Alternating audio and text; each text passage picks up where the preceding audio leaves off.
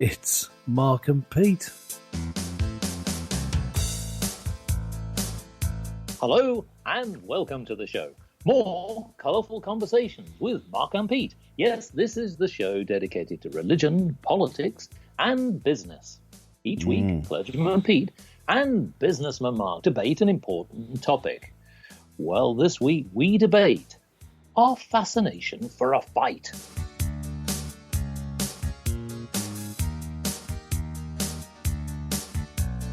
Yes, as we've seen in recent times in political world and even on the streets, we seem to be fascinated with anger and frustration. Now, why is this? Is this just simply our lust and thirst for blood? Is there something else? Is there something more animalistic? Now, we've seen also, in political terms, with the recent build-up in the American election between Hillary Clinton and Donald Trump, some rather vicious and vitriolic comments. You could say a good political punch-up. Well, I wonder why it is that we're so enthralled with such an event. And I must say, I'm quite surprised by the outcome. Well, with me today is Clergyman Pete. So, yes. Clergyman Pete, What is it that we seem to have in us that makes us so fascinated for a fight?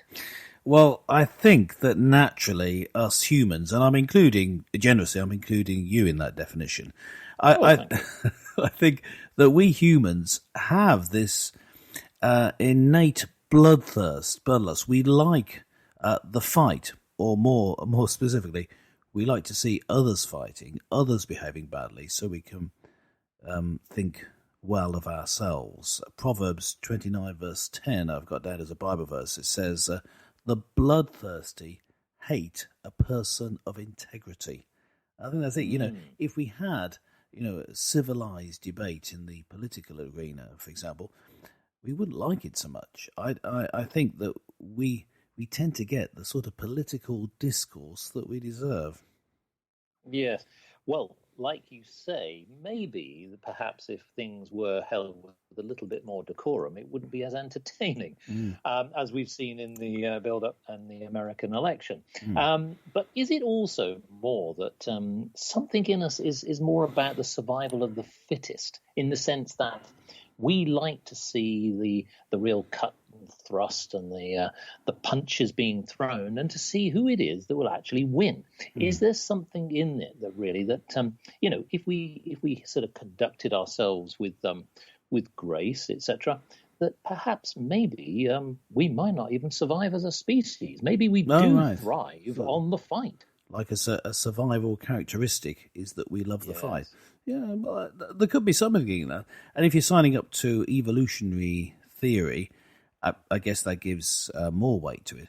Although I'm not so sure that there's any scientific backing to the idea of evolutionary theory applying to social development. But still, it doesn't take away. It could still be true, whether or not it's literally because of survival of the fittest and our handing on of our genetic dispositions. It could be, that it's developed through other mechanisms, but it's still evolved in that way that we want there to be a fight, because if we didn't want that, then we wouldn't fight, and then we just decay into apathy and despair. I think there's a danger of that anyway. There is a possibility, but I want to sort of cast your mind back to when people were at school. So I know there are lots of listeners who possibly have got children and they're at school, but how many tales do they have where their child comes back bashed and bruised? And yet it stems from that period where perhaps possibly that the fight really started when really, you see the tussles happening in the corner of the playground. And what we actually learn from that is that perhaps it is a case of the survival of the fittest. Yes. But strangely, we seem to be more interested perhaps in maybe the fight than really what the cause was. What are they debating? What is the actual issue here? Yeah, yes. Now, that is one of the points that I want to raise also here about the political shenanigans that we've seen. Not just, of course, in the US, but of course this has happened in the United Kingdom. Mainland Europe is going to go through that again, and we've got the German election coming up fairly soon as well. Yes. But I just want to sort of go back to the animalistic part. So I was going to sort of set it up with a little poem which might talk about some of the twists that can occur for those who are interested in a fight.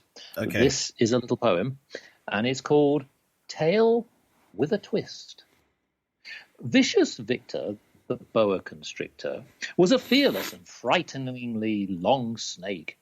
As he pursued his victims with rapid speed, their bodies would begin to quake. Now Rufus the rabbit had a terrible habit of bouncing about too carefree. With this visible play, Victor sensed prey and grinned with menacing glee. Rufus was quick, and he knew every trick to outsmart each threatening stranger. With a twitch of his nose, he twiddled his toes, then went fleeing from imminent danger. Victor was cunning, and as Rufus was running, he slyly slithered behind a great rock. As the rabbit flew past, his tongue lashed fast and gave ruffled Rufus a shock. Jumping and dashing, with lots of teeth gnashing, the two creatures tore and tussled. Yet with lives at stake, the ground did shake, neither would be outmuscled. But with fur flying and the sound of crying, Rufus began hopping around in a ring. The snake got dizzy as the rabbit was busy, upon which Victor had nothing to cling. This tortuous tale goes beyond the pale. Victor got tangled in very large knots. His body coiled corkscrewed into soil, and that's where he now sadly rots. So Victor, unfortunately, thought that he could... It was a rather more... his victim. It was a rather more melancholy end than I expected. Poor Victor, who thought that he was going to win, but really, actually, in the end, became the victim himself. And, of course, Rufus was really the cunning chappie. Yeah. So, strangely enough, even though the aggressor might actually, you think, be the winner, actually isn't always the one who comes out on top. Oh, that's true. I mean, thinking back to our school days, and gentle listener, if you didn't know, Mark and I were both at the same school nearly 40 years ago now, and we experienced experienced situations where we were watching people being very aggressive with each other, and when you saw that, you see them being so aggressive, you see, well, actually, they're not achieving anything, and I Correct. think and we certainly saw that the people who were the most aggressive were the people who actually achieved the least. You could almost say, well, that the two are concordant. They both go along together. And when you look out, we're talking about politics, and with the recent presidential election in the US, we can see that it's not necessarily the person who is the most venal, the most aggressive, the most even the one who is the most determined necessarily who wins. There are other factors in politics like charm, like likability. Now, both the recent candidates, intelligence. Both the recent candidates came out as being very unlikable. Yes, intelligence is a factor. An understanding of the issues could be a factor. People might actually want you to know some good policies that will sort out problems for them. It's just I'm just saying there's a possibility of that. So it's not necessarily the case that the best fighter wins. And exactly. Yet the most entertaining spectacle is when you'd see two good fighters get at each other, not two people of integrity having a civil discussion. So again, we're bringing it back to us, the people who are watching, observing, and if we're talking about politics, to a certain extent, taking part in the process, wanting there to be a fight, or there wouldn't be one. Well, exactly, and it wouldn't be those people unless we wanted them. It wouldn't be those people. People voted for them.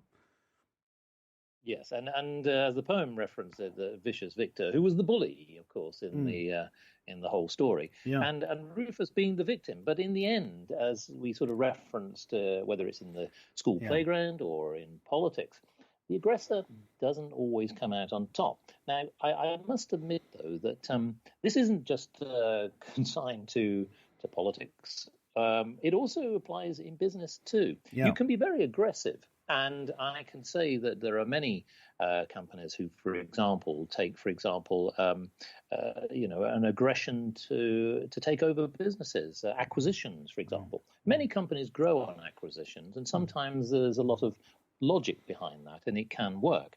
But sometimes I think that if you step back and we take the intelligent angle on this, you can also overstep yourself. So, for example, if you get too big and unwieldy, maybe you'll find that maybe the small one, the David and Goliath situation, could come into effect. That actually a new player comes onto the market, not necessarily as aggressive, but has a little bit more of a smarter way about it. It could be innovation. It could be new ideas. Something that sort of captures people's attention. Now, we've seen this in social media where, typically the big organizations like the retailers, for example, who once dominated the high street, powerhouses, whereas today the whole business model has been completely challenged by what we've seen with Amazon and companies like that.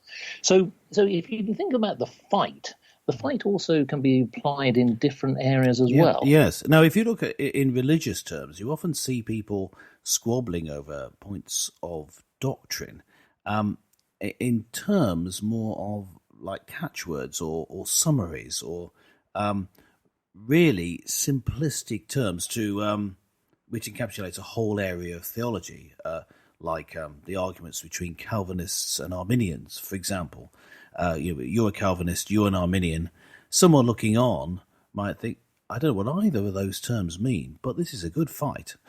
They really go for each other. And so what you have to consider, what sort of effect does that have?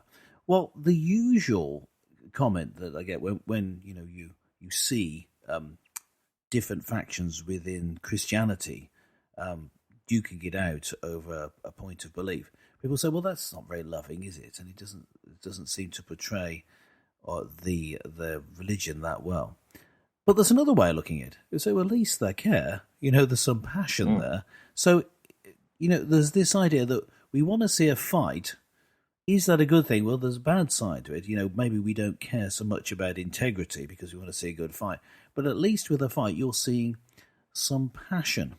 Now, that leads me to say that there are different types of fight, you see. Now, if we take the recent US presidential election, you saw two candidates fighting it out, but neither of them seemed to have a real passion for the subject in hand. They just had a passion for wanting the job, which isn't the same thing. Exactly. Where was the policy in all of that discussion? Yeah. You can have a good fight over different religious beliefs. You can have a good fight over political doctrine. And that's why, in a way, I was talking about earlier, before we went on air, about the recent Brexit vote, the vote to leave the European Union. And that was an aggressive fight between the two sides, the Leave and the Remain campaign. And yet, it was about a policy. It couldn't be so much about personalities because it was a referendum on a certain action that was going to be taken, leaving the EU. The media, in covering it, seemed to keep trying to make it to be about personalities, but even they couldn't squeeze it into that personality box because it was the issue. So in that way, as purely from an entertainment point of view, looking in on the process, I think the Brexit was election referendum was better than the US presidential election, simply because you had more content actually discussed, actually talked about by the people involved. Now, towards the end of the presidential campaign, you did get the the different issues sort of laid out there by the candidates, but you didn't really throughout the campaign have them discussed. It was more duking it out, see who could catch each other out, see who could beat each other on personality and character. And in the end, that's it's just like when you watch a comedy and it's full of rude jokes. You know, it's like going for the lowest common denominator. It's only entertaining and only good to a certain level. Not that I'm saying that they just have to be entertaining, presidential and other elections, but just taking it from that point of view, whether you want to see what's happening, whether you wanted to be interested in it, if there'd been more content, they could have still shown the same amount of passion, and actually people would have been able to make a more informed decision. Well, of course, obviously, in the fight, there's always a winner. Yeah. But also, this is perhaps another point for another show, which is holding the grudge. Yeah. Because, of course, that lingers too. Yeah. Well, maybe, listeners, you've got some thoughts on the outcome of the political fight in America, or maybe perhaps you still hold a grudge from some of the fights you had at school. Why not let us know? Log on to markandpete.com and fill out the form. We'd love to hear from you. So join us again next time for more fighting talk with Mark and Pete.